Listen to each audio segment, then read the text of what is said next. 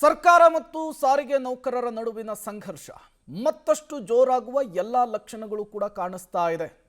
ಮತ್ತೊಮ್ಮೆ ಸರ್ಕಾರದ ವಿರುದ್ಧ ಸಮರವನ್ನ ಸಾರುವುದಕ್ಕೆ ಸಾರಿಗೆ ನೌಕರರು ನಿರ್ಧರಿಸಿದ್ದಾರೆ. ಅರ್ಥಾತ್ ಮೇ 20ರಂದು ಬಸ್ ಬಂದ್ ಫಿಕ್ಸ್ ಆಗಿದೆ. ಯಾವುದೇ ಕಾರಣಕ್ಕೂ ಬಸ್ ಬಂದ್ ಅನ್ನ ವಾಪಸ್ ಪಡೆಯಲ್ಲ ಅಂತ ಹೇಳಿ ಹೋರಾಟಗಾರರು ಹೇಳ್ತಾ ಇದ್ದಾರೆ. ಸರ್ಕಾರಕ್ಕೆ ಸಾರಿಗೆ ಸಂಘಟನೆಗಳು ಮತ್ತೊಮ್ಮೆ ಎಚ್ಚರಿಸುವಂತಹ ಕೆಲಸವನ್ನ ಮಾಡ್ತಾ ಇದ್ದಾವೆ. ಎಸ್ಮಾ ಜಾರಿ ಮಾಡಿದ್ರು ಕೂಡ ನಾವು ಹೆದರಲ್ಲ ಅನ್ನುವಂತಹ ಮೆಸೇಜ್ ಪಾಸ್ ಮಾಡಿದ್ದಾರೆ.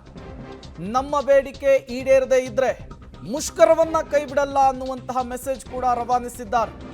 ಸರ್ಕಾರಕ್ಕೆ ಮತ್ತೊಮ್ಮೆ ಮಗದೊಮ್ಮೆ ಎಚ್ಚರಿಕೆಯ ಸಂದೇಶವನ್ನ ಸಾರಿಗೆ ನೌಕರರ ಒಕ್ಕೂಟ ರವಾನಿಸ್ತಾ ಇದೆ. ಮೇ 19ನೇ ತಾರೀಕು ಸಾಧನಾ ಸಮಾವೇಶವನ್ನ ತುಮಕೂರಿನಲ್ಲಿ ಹಮ್ಮಿಕೊಂಡಿದ್ದಾರೆ ಕಾಂಗ್ರೆಸ್ನವರು. ಇದೇ ಸಂದರ್ಭದಲ್ಲಿಯೇ ಈ ಎಫೆಕ್ಟ್ ಅನ್ನು ಕಾಣಿಸೋದಕ್ಕೆ ಅಥವಾ ಇದರ ಬಿಸಿಯನ್ನ ಮುಟ್ಟಿಸೋದಕ್ಕೆ ಈಗ ನಿರ್ಧಾರವನ್ನ ಮಾಡಿದ್ದಾರೆ ಅನ್ನೋದು ಗೊತ್ತಾಗ್ತಾ ಇದೆ. ಹಾಗಾಗಿ 20ನೇ ತಾರೀಕು ಬಂದ್ ಫಿಕ್ಸ್, 19ನೇ ತಾರೀಕು ಸಾಧನಾ ಸಮಾವೇಶದಲ್ಲಿ ಕಪ್ಪು ಪಟ್ಟಿ ಪ್ರದರ್ಶನಕ್ಕೂ ಕೂಡ ನಿರ್ಧಾರವನ್ನ ಮಾಡಿದ್ದಾರೆ ಅನ್ನೋದು ಗೊತ್ತಾಗ್ತಾ ಇದೆ ಸಾರಿಗೆ ನೌಕರರ ಒಕ್ಕೂಟ. ಅಲ್ಲಿಗೆ ಸರ್ಕಾರಕ್ಕೆ ಮತ್ತೊಂದು ಹೊಸ ಟೆನ್ಷನ್, ತಲೆನೋವು ತಂದಂತಿಟ್ಟಾಗಿದೆ ಈ ಸಾರಿಗೆ ನೌಕರರ ಹೋರಾಟ. 25%ನಷ್ಟು ವೇತನ ಪರಿಷ್ಕರಣೆ ಆಗಬೇಕು ಅಂತ ಹೇಳಿ ಪಟ್ಟು ಹಿಡಿದಿದ್ರು. ಬ್ಯಾಕ್ ಟು ಬ್ಯಾಕ್ ಮೀಟಿಂಗ್ಗಳಾಗಿದ್ವು. ಸರ್ಕಾರ ಅಂತೂ ಇಂತೂ 12.5%ನಷ್ಟು ವೇತನ ಪರಿಷ್ಕರಣೆಗೆ ಗ್ರೀನ್ ಸಿಗ್ನಲ್ ಕೊಟ್ಟಿತ್ತು. ಬಟ್ ಸಾರಿಗೆ ನೌಕರರು ಇದನ್ನ ಒಪ್ಕೊಂಡಿರಲಿಲ್ಲ. ಹೋರಾಟವನ್ನು ಜೋರು ಮಾಡೋದಕ್ಕೆ ಈಗ ಮೆಸೇಜ್ ಅನ್ನು ಕೊಟ್ಟಿದ್ದಾರೆ. 10ನೇ ತಾರೀಕು ಈ ತಿಂಗಳು ನಾವು ನಮ್ಮ ಅನಿರ್ದಿಷ್ಟ ಮುಷ್ಕರವನ್ನು ಕರೆ ಕೊಟ್ಟಿದ್ದೀವಿ. ರಾಜ್ಯ ಸರ್ಕಾರ ಏನು ಸಾರಿಗೆ ನೌಕರರ ವಿಚಾರದಲ್ಲಿ ತೀರಾ ಉದಾಸೀನ ಮತ್ತು ಉಪೇಕ್ಷೆ ಧೋರಣೆಯನ್ನು ಅನುಸರಿಸಿ ಸಾರಿಗೆ ನೌಕರರ ಸಂಪೂರ್ಣವಾಗಿ ಕಡೆಗಣಿಸಿದೆ ಮತ್ತು ತಾರತಮ್ಯದ ನೀತಿಯನ್ನು ಅನುಸರಿಸ್ತಾ ಇದೆ ಸಾರಿಗೆ ನೌಕರರ ವಿಚಾರದಲ್ಲಿ. ನಾವು ಇದೆಲ್ಲವನ್ನು ಪ್ರತಿಭಟಿಸಿ ನಮ್ಮ ಪ್ರಮುಖ ಬೇಡಿಕೆಗಳು ಏನು 1/1/2020ರಿಂದ 38 ತಿಂಗಳ ಅರಿಯರ್ಸ್ ಕೊಡಬೇಕಾಗಿತ್ತು. 15% ವೇತನ ಹೆಚ್ಚಳದ ಬಾಕಿ ಹಣ ಅದು ಕೊಡಬೇಕು. 26 ತಿಂಗಳು ಕೊಡೋಕೆ ಅವರು ಒಪ್ಪಿದ್ದಾರೆ. ಇನ್ನು 12 ತಿಂಗಳದ್ದು ಕೊಡಬೇಕು. ಮತ್ತು 1/1/24ರಿಂದ 4 ವರ್ಷದ ವೇತನ ಪರಿಷ್ಕರಣೆ ಮಾಡಿರಿ ಅಂತ ಹೇಳಿ ನಮ್ಮ ಡಿಮಾಂಡ್ ಇದ್ದರೆ ಅವರು 1/4/25ರಿಂದ 4 ವರ್ಷ ಮಾಡಿ 15 ತಿಂಗಳು ನಮ್ಮ ವೇತನ ಪರಿಷ್ಕರಣೆ ಅವಧಿಯನ್ನೇ ಮುಂದೆ ತಳ್ಳಿದ್ದಾರೆ. ಇದರ ಪರಿಣಾಮ ಸುಮಾರು 9,000 ಜನ ನಿವೃತ್ತ ಕಾರ್ಮಿಕರು 30 ವರ್ಷ, 35 ವರ್ಷ, 38 ವರ್ಷ ದುಡಿದವರಿಗೆ ಸಿಕ್ಕಬೇಕಾದಂಥ ಸವಲತ್ತು ಸಿಕ್ಕೋದಿಲ್ಲ. ಅದರಿಂದ ನಾವು ಇದನ್ನು ಕೂಡ ವಿರೋಧ ಮಾಡ್ತಾಯಿದ್ದೀವಿ. ಕೊನೆಯದಾಗಿ 1/1/24ರಿಂದ ನಾವು 25% ವೇತನ ಹೆಚ್ಚಳ ಕೇಳಿದರೆ ಅವರು ಸರ್ಕಾರ 12.5% ಘೋಷಣೆ ಮಾಡಿ ನಮ್ಮ ಜೊತೆ ಚರ್ಚೆನೂ ಮಾಡದೆ ಏಕಪಕ್ಷೀಯವಾಗಿ ಆದೇಶನ ಹೊರಡಿಸಿದ್ದಾರೆ. ಇದೆಲ್ಲವನ್ನು ವಿರೋಧ ಮಾಡಿ 29ನೇ ತಾರೀಕು ನಾವು ಕಳೆದ ತಿಂಗಳು ನೋಟಿಸ್ ಕೊಟ್ಟಿದ್ದೀವಿ.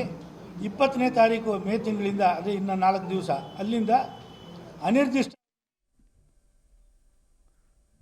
ಡೀಟೇಲ್ಸ್ ಅನ್ನು ಕೊಡೋದಕ್ಕೆ ನಮ್ಮ ಪ್ರತಿನಿಧಿ ಮಂಜುನಾಥ್ ತುಮಕೂರಿನಿಂದ ನೇರ ಸಂಪರ್ಕದಲ್ಲಿ ಜಾಯಿನ್ ಆಗಿದ್ದಾರೆ. ಮಂಜುನಾಥ್, 19ನೇ ತಾರೀಕು ಕಾಂಗ್ರೆಸ್ನ ಸಾಧನಾ ಸಮಾವೇಶ ಇದೆ ತುಮಕೂರಿನಲ್ಲಿ. ಈಗ ಸಾರಿಗೆ ನೌಕರರ ಒಕ್ಕೂಟ ಇದೇ ಸಾಧನಾ ಸಮಾವೇಶವನ್ನು ಗುರಿಯಾಗಿಸ್ಕೊಂಡಿದೆ.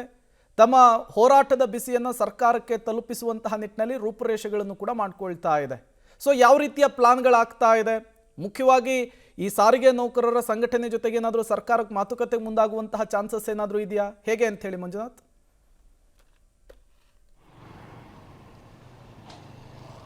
ಇಲ್ಲ ಪ್ರೇಮ್, ಯಾವುದೇ ಕಾರಣಕ್ಕೂ ಕೂಡ ಸರ್ಕಾರ ಸಾರಿಗೆ ನೌಕರರ ಜೊತೆ ಅಥವಾ ಅವರ ಏನು ಸಂಘಟನೆ ಇದೆ ಅವ್ರ ಜೊತೆ ಮಾತುಕತೆ ಮಾಡುವಂಥ ಯಾವುದೇ ಲಕ್ಷಣಗಳು ಸದ್ಯದ ಮಟ್ಟಕ್ಕೆ ಗೋಚರಿಸ್ತಾ ಇಲ್ಲ. ಹಾಗಾಗಿನೇ ಸರ್ಕಾರದವರು ಅಂದರೆ ಕಾಂಗ್ರೆಸ್ ಸರ್ಕಾರ ರಾಜ್ಯ ಮಟ್ಟದ ತಮ್ಮ ಸಾಧನಾ ಸಮಾವೇಶವನ್ನು 3 ವರ್ಷದ ಸಾಧನಾ ಸಮಾವೇಶನ 20ನೇ ತಾರೀಕಿಗೆ ಹಮ್ಮಿಕೊಂಡಿದ್ದನ್ನು ಈಗ ಪ್ರಿಪೋನ್ ಮಾಡಿರುವಂಥದ್ದು, ಅಂದರೆ 19ನೇ ತಾರೀಕಿಗೆ ಮಾಡಿರುವಂಥದ್ದು. ಅದೇ ಕಾರಣಕ್ಕೆ ಅಂದರೆ ಒಂದು ವೇಳೆ KSRTC ನೌಕರರ ಮುಷ್ಕರ ಆಗಿದ್ದೇ ಹೋದಾದರೆ ತಮಗೆ ಬಸ್ಸುಗಳನ್ನು ಓಡಿಸಲಿಕ್ಕೆ ಜನ ಇರಲ್ಲ, ಡ್ರೈವರ್ ಇರಲ್ಲ, ಕಂಡಕ್ಟರ್ ಇರಲ್ಲ ಎನ್ನುವಂಥ ಒಂದು ಕಾರಣಕ್ಕೆ ಅವರು 19ನೇ ತಾರೀಕಿಗೆ ನಿಗದಿ ಮಾಡಿಕೊಂಡಿರುವಂಥದ್ದು. ಅಂದರೆ ಸುಮಾರು 4,000 ಬಸ್ಗಳನ್ನು ಈಗಾಗಲೇ ಕಾಂಗ್ರೆಸ್ ಸರ್ಕಾರದವರು ಬುಕ್ ಮಾಡಿರುವಂಥದ್ದು. ಅದಕ್ಕೆ ಡ್ರೈವರ್ ಬೇಕಾಗುತ್ತೆ, ಬೇಕಾಗುತ್ತೆ, ಕಂಡಕ್ಟರ್ ಬೇಕಾಗುತ್ತೆ. ಹಾಗಾಗಿ 20ನೇ ತಾರೀಕಿಗೆ ಮುಷ್ಕರ ಆಗಿದ್ದೇ ಹೋದಾದರೆ ತಮಗೆ ಅವರ ಕೊರತೆ ಎದ್ದು ಕಾಣುತ್ತೆ, ತಮ್ಮ ಕಾರ್ಯಕ್ರಮ ಯಶಸ್ವಿ ಆಗಲ್ಲ. ಹಾಗಾಗಿ 19ನೇ ತಾರೀಕಿಗೆ ಅವರು ಪ್ರೀಪೋನ್ ಮಾಡ್ಕೊಂಡಿರುವಂಥದ್ದು. ಇದನ್ನು ಏನು ಕಾರ್ಮಿಕ ಸಂಘಟನೆಯವರು, ಅದರ ಜೊತೆ KSRTC ನೌಕರರ ಒಕ್ಕೂಟ ಏನಿದೆ ಅದನ್ನು ಖಂಡಿಸಿದೆ. ಸರ್ಕಾರ ತಮ್ಮ ಮುಷ್ಕರಕ್ಕೆ ಬೆದರಿ ತಮ್ಮ ಕಾರ್ಯಕ್ರಮವನ್ನು ಒಂದು ದಿನ ಮುಂಚಿತವಾಗಿಯೇ ಮಾಡಿಕೊಂಡಿದೆ. ಇದು ಒಂದು ರೀತಿಯ ಕುತಂತ್ರ ಅಂತ ಹೇಳ್ತಾ ಇದ್ದಾರೆ. ಅಂದರೆ ಯಾವುದೇ ಕಾರಣಕ್ಕೂ ಕೂಡ ಸರ್ಕಾರ ನಮ್ಮ ಜೊತೆ ಮಾತುಕತೆ ನಡೆಸಿ ನಮ್ಮ ಸಮಸ್ಯೆಗೆ ಒಂದು ಪರಿಹಾರ ಕೊಟ್ಟಿದ್ದೇ ಹೋದಾದರೆ ಸರ್ಕಾರದ ಈ ಸಾಧನಾ ಸಮಾವೇಶದ ಒಂದು ಕಾರ್ಯಕ್ರಮ ಯಶಸ್ವಿಯಾಗಿ ನಡೆಯಬಹುದಲ್ವಾ. ಆದರೆ ಸರ್ಕಾರ ಒಂದು ದಿನ ಮುಂಚಿತವಾಗಿ ಅದನ್ನು ಆಚರಣೆ ಮಾಡುವ ಮೂಲಕ ಕುತಂತ್ರಕ್ಕೆ ಕೈ ಹಾಕ್ತಾ ಇದೆ ಅನ್ನುವುದನ್ನು ಆರೋಪವನ್ನು ಕೂಡ ಮಾಡಿರುವಂಥದ್ದು. ಅಂದರೆ ಹೇಳಿ ಕೇಳಿ ಸರ್ಕಾರದ ಈ ಸಾಧನಾ ಸಮಾವೇಶಕ್ಕೆ ನಾವು ಭಾಗಿದಾರರು, ನಿಜವಾದ ವಾರಸುದಾರರು ನಾವೇ. ಅಂದರೆ KSRTC ನೌಕರರು, KSRTC ಚಾಲಕರು, KSRTC ಡ್ರೈವರ್ ಇದ್ದಾರೆ, ಅವರು ವಾರಸುದಾರರು. ಯಾಕಂದರೆ ಶಕ್ತಿ ಯೋಜನೆ ವಿಶ್ವದಲ್ಲೇ ಖ್ಯಾತಿ ಪಡಲಿಕ್ಕೆ ಕಾರಣ ನಾವು, ಅಂದರೆ KSRTC ಅವರನ್ನು ಹೊರತುಪಡಿಸಿ ನೀವು ಯಾವ ರೀತಿಯ ಸಾಧನ ಸಮಾವೇಶ ಮಾಡ್ತೀರಾ ಅನ್ನುವಂಥದ್ದನ್ನು ಹೇಳಿದ್ದಾರೆ. ಹಾಗಾಗಿ ಆ ದಿನ 19ನೇ ತಾರೀಕಿಗೆ ಕಪ್ಪು ಬಾವುಟ ಪ್ರದರ್ಶನ ಮಾಡಿ ಸರ್ಕಾರಕ್ಕೆ ಬಿಸಿ ಮುಡಿಸ್ತೀವಿ ಅನ್ನುವಂಥ ರೀತಿಯಲ್ಲಿ ಇವತ್ತು ಸುದ್ದಿಗೋಷ್ಠಿ ನಡೆಸಿರುವಂಥದ್ದು. ಮತ್ತೆ 20ನೇ ತಾರೀಕಿಗೂ ಕೂಡ ಬೆಳಗ್ಗೆ 6 ಗಂಟೆಯಿಂದ ಸ್ಟ್ರೈಕ್ ಮಾಡ್ತೀವಿ, ಮುಷ್ಕರ ಮಾಡ್ತೀವಿ. ಆ ದಿನ ಯಾವುದೇ ಬಸ್ಗಳು ರೋಡ್ಗೆ ಇಳಿಯುವುದಿಲ್ಲ ಎನ್ನುವುದನ್ನ ಮಾಹಿತಿಯನ್ನು ಕೊಟ್ಟಿರುವಂಥದ್ದು. Prem. Okay, thank you Manjunath ತಮ್ಮೆಲ್ಲ ಮಾಹಿತಿಗಾಗಿ.